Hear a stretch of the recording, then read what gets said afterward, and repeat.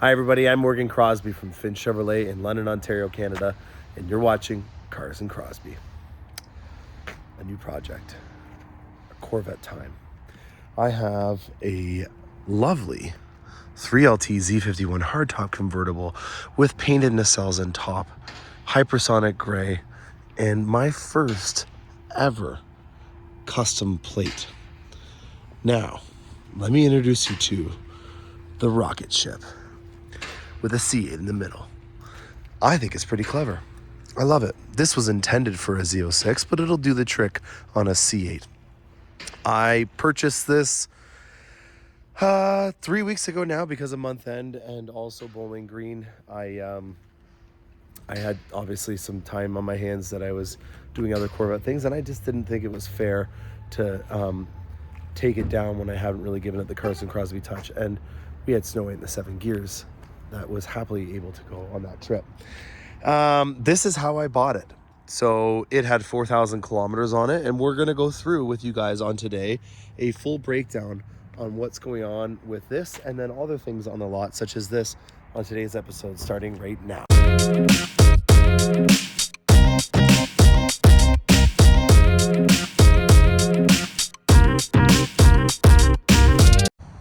Okay, let's get down to business. Sorry I lost my voice, guys. Hopefully it comes back sooner than later. This is how I bought her. I, again, was just away oot and a boot doing things, and so now it's time to start getting this thing ready for the road. We've got hypersonic gray, which I have obviously shown a lot of affinity towards. I really like it for the travel and the paint, and with this being a very jet fighter-esque, a lot of design language went into this, having the color name be hypersonic gray is really on cue with making this a military kind of sinister-y, fast-looking vehicle. I also think that even though this is it's a shade, you need to accent it. And so you can see, obviously, there is bright red calipers that are on here. So that's not really something that I plan on modifying too much, but that'll be my tertiary color on here.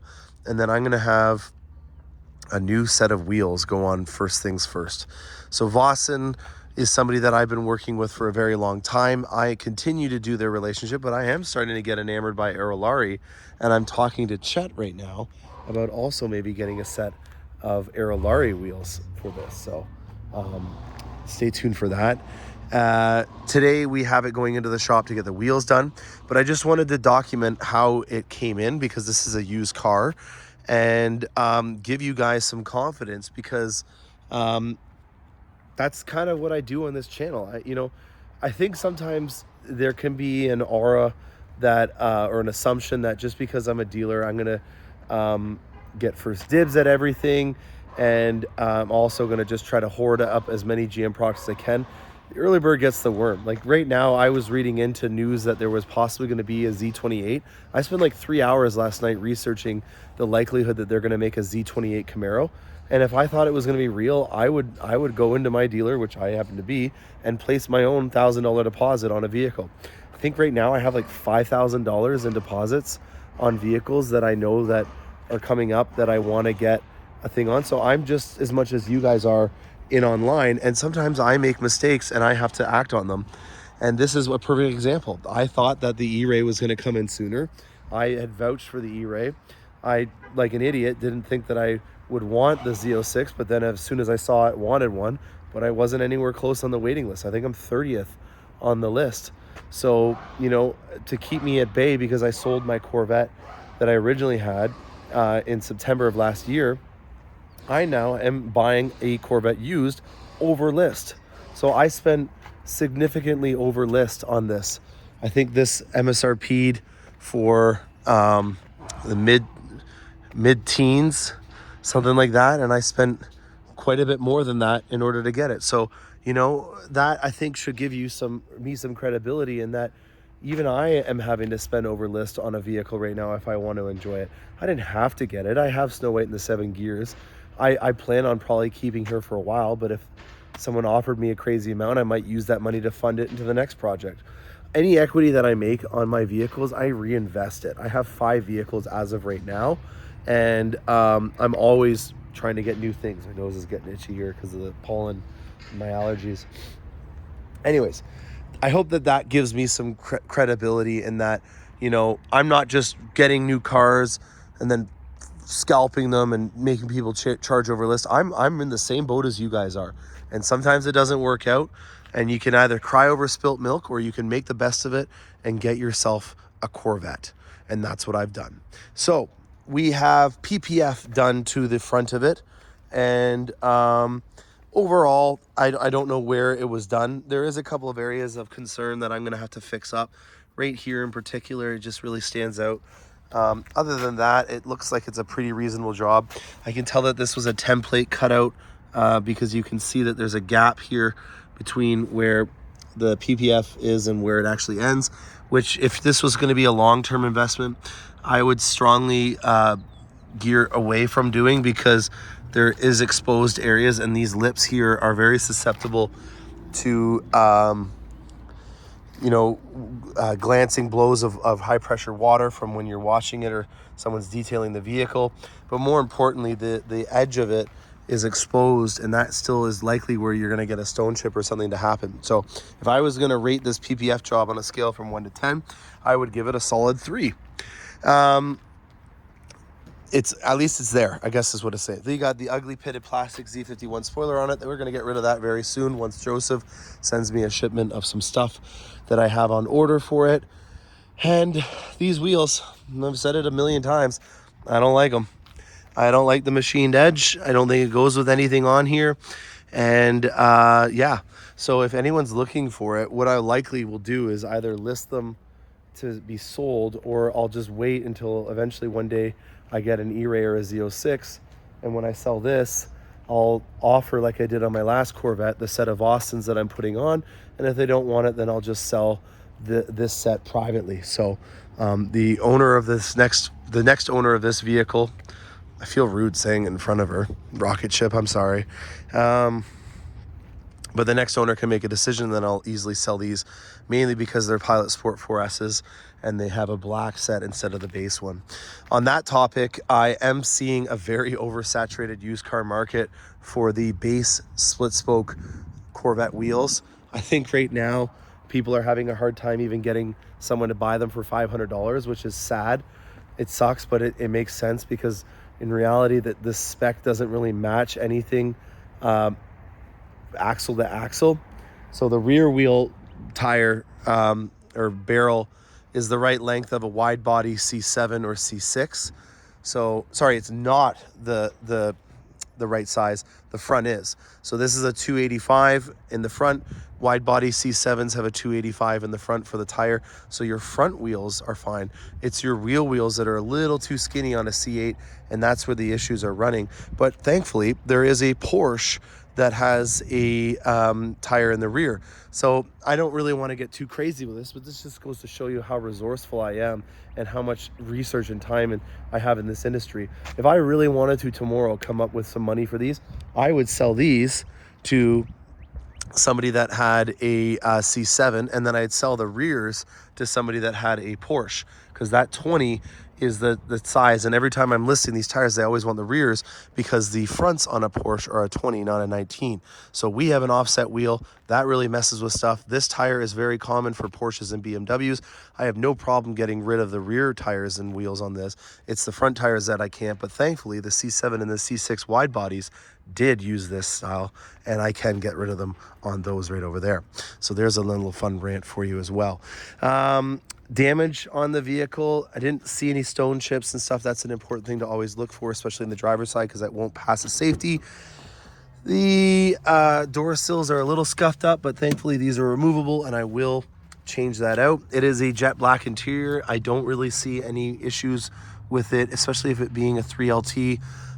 It's got the nice full grain Napa leather. It does obviously need a detail. The only thing that I do wish it had would be the carbon fibre in here, but luckily this is all blacked out because it's a 3LT, and it's got kind of a, it does well with this color and brushed aluminum and stuff. If you guys remember, we just did a Z06 build. Actually, it was a Z07, and it had hypersonic gray on it.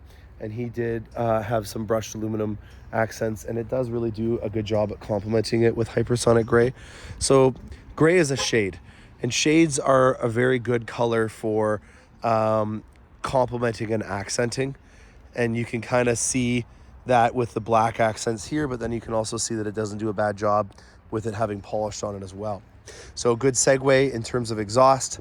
I did listen to a Corsa exhaust yesterday, and it's not for me. I had a Corsa exhaust in stock here, and I was considering it to help out our parts department in getting rid of a piece of inventory, but I can't do it. I also am conflicted because I want to always kind of do fun new things. With the wheels that we're doing today, it definitely will be something different that you will be pleasantly happy that Cars and Crosbie is showing you new things. But for the exhaust, you know, that is a very specific thing that you want to do, and I have to live with that. Hardtop convertible, I do hear more of the exhaust, but once you've been in a C7 or you've done a modified exhaust on your previous C8, or you've been in Z06s and stuff like I have, which I'm very spoiled and happy and thankful for, I just can't really stick with a base C8 exhaust. And I think it's just because I've experienced it enough that now I don't really want to give it up. And I really gotta say the AWE exhaust is my favorite, and I'm thinking about maybe even driving down there and getting it done or something. I don't know. I just can't wait until Carlisle to do it. I might ship it up here, but the distributor for Canada is T-Dot Performance, and I've never worked with them before, so I'm kind of conflicted because I can't go through my normal chain of resources and distributions to get the exhaust as easily. So exhaust is still out in the open, but from an aesthetic perspective, I really would like to get black diamond 3-inch exhausts put on it through the AWE system. So it's two birds, one stone. It has the note, and I guess there's a horsepower gain, which I don't really care for too much, but it is there. And then the black exhaust, which would finish off the look on there. So AWE exhaust potential. ACS full treatment. It's already in the mail from Montreal, and it's happening. Today is Vossen's, and that is a healthy update on this rocket ship that is now part of the Cars and Crosbie family. Now, on to another new vehicle. This just arrived an hour ago, and I'm happy to show it to you guys in this beautiful May sun. Silver Flare, if you're just following along, Silver Flare is a beautiful metallic paint that has gold in its flake, and because of that, it is an automatopoeia. I think it's an automatopoeia. Maybe I should go back to grammar, but it is what it says. It's a flare. There's a flare of light coming off of it like the sun, and I just absolutely love when you have a color with character. That is without a doubt something that Silver Flare brings to the table. It's not one-dimensional, and when you have a vehicle as special as a Corvette, whenever you can have a color that changes in the weather or changes in the lighting conditions of whatever you've got going on or with the accents, you really can bring a lot more depth to your vehicle. And this color is the only color that is metallic that is free. Silver Flare Metallic is a free color. It replaced Blade Silver, which was also a free color. And on topic of free, you have Arctic White and Black that are the only other two. Oh, sorry, and Torch Red. Those are the only other ones that are a free charge. So as I just stand here, I'm just kind of thinking the wheels are the same on here. So those are the split spoke wheels. What else is different? Oh, the dual Indy racing stripe. That definitely is different. That is from the factory done, which is very nice.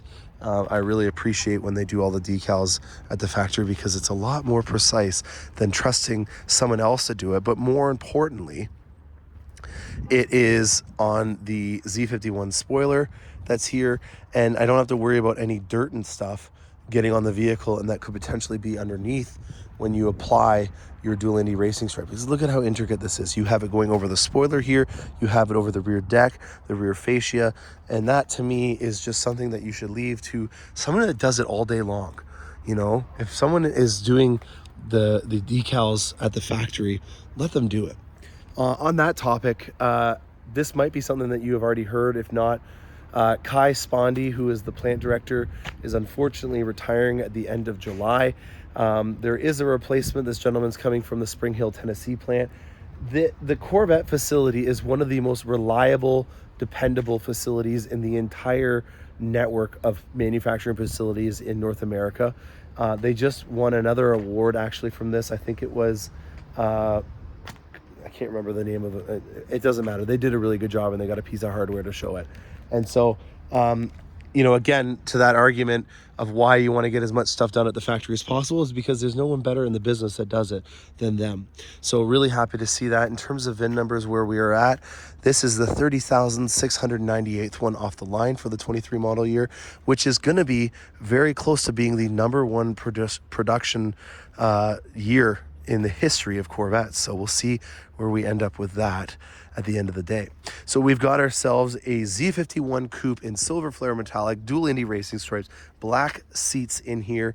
This is a 1LT, so they went for as much style and performance as possible. This gentleman has a 1LT Stingray right now that he's trading in. So he's keeping with his theme of getting a vehicle with a lot of bang for a little buck. And yeah, great options all around on this vehicle. And I think already from the factory, before it's even got the Cars and Crosby touch, it's looking very nice. So I hope you guys enjoyed this. I am going to sign off here. We're going to do a little montage with Phil. Actually, you know what? We're not. I got to go do an appointment. I'm going to shoot the little closing segment of this with the wheels that are on it after everything is done. And hope you guys enjoy. All right. I am at a car show.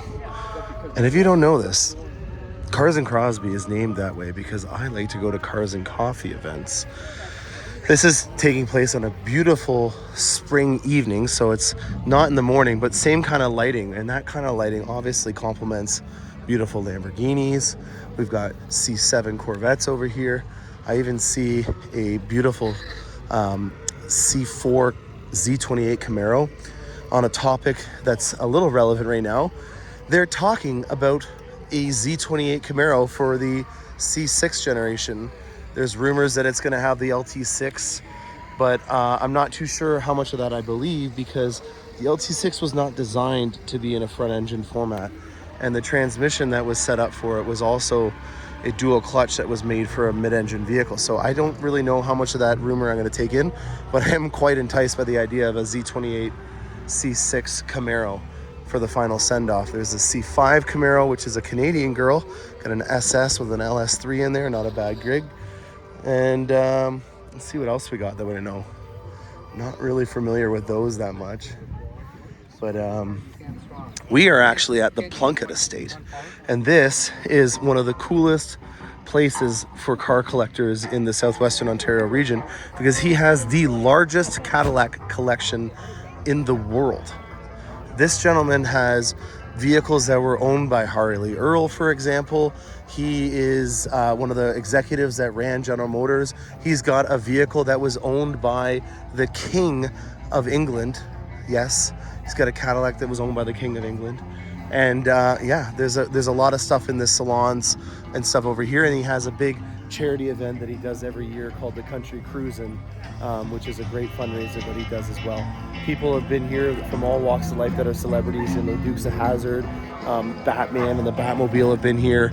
It's been a really good gig, and this is put on every Thursday night. This is on, so we'll do a quick little tour, and then I'm going to give you guys an update on what's happened with ROC8SHP today. I thought I would come out and show her off. We'll just take a quick little look over here. Here's a guy selling a carb here. Very nice. Got a Monte Carlo. And over here we've got ourselves a Blade Silver convertible. A beautiful blue top. You don't see Blade Silver on blue very often, but I do like that combination. And he's got the gray interior, which is also a very rare combination. So do like the Blade Silver on blue, dual Indy racing stripes. Looks like this is a Stingray with nice polished aluminum wheels. Nicely done. I like that. Silver on blue. Good combination. And what else do we got? Some Alfa Romeos over there. Some, hey guys, how you doing? Some Fox bodies. We got, oh, look at this. A Grand National one of the largest turbos ever put on a Buick. It is a 3800, so it's a 3.8 liter V6 engine that has a big old turbo on it. Grand National, one of my favorites. Love all the logos and everything on it. 87 Buick, very cool car. Wow, look at all the carbon fiber on this. It's got a nice transparent hood to show off all the boost out of that V6 engine. Very cool. And then what else do we got over here? We've got a rapid blue on tension blue interior over here. This actually is owned by a friend that named one of our vehicles. And then we have a Jan Magnuson edition Grand Sport over here. We featured that one a couple times before, but here she is, guys. ROC8SHP has got some new shoes on her. Oh, I didn't flare this the right way. The sunlight is coming from this angle. Let me just try to do this while I'm live on camera so I don't have to ruin my one take here. Let's see how much of my power steering is still engaged. There you go. All right, there's your look at what we did today. This is a set of Vossen HF5s, a 20 in the front, 21 in the rear. And we've done the ACS composites, 1VM rocker panel today. And then we got the wicker bills done. I don't know if you're gonna be able to see it from this angle, but if you look really close at my wheels right now, you'll notice that I have a very aggressive camber. I have decided to put a track alignment spec on here because I really enjoy how this thing handles when it is in a track alignment setup. Motor Trend has an article that they published on their long-term test vehicle that General Motors gave them, where they put a track alignment on their vehicle. Because if you guys will remember, when I got my C8, one of the very first things I did is I went on Throttle House, which is a really well-known YouTube channel, and they throttled my vehicle, and they noticed that there was some understeer, and it was because of two things. One, I had a faulty tire pressure monitor, which means that my magnetic ride control was not working properly, and two, it was in a street setup and they were trying to do track application stuff to review it.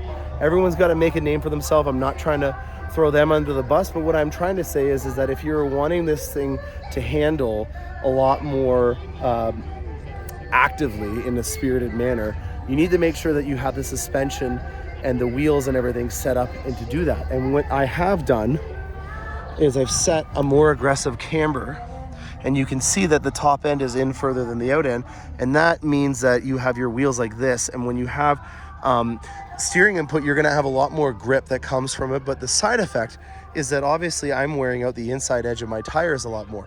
Now, Motor Trend did an article, and in that article they said that they drove their test vehicle for 10,000 miles and change before they needed to change it. That is, I think, 15,000 kilometers, so quite a bit of amount. I don't know how much driving I'm going to be doing on this specific set, but what I do know is that I have a track set of wheels that if I end up taking this onto the track, that I will be doing. So I'm not going to be doing any track driving with this extra large set of wheels on here, but I do like having a more aggressive camber.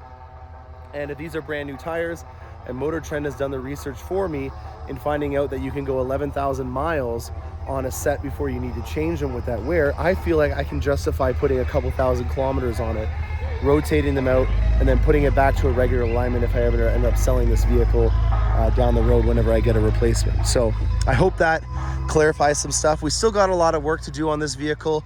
Front splitter needs to be done next.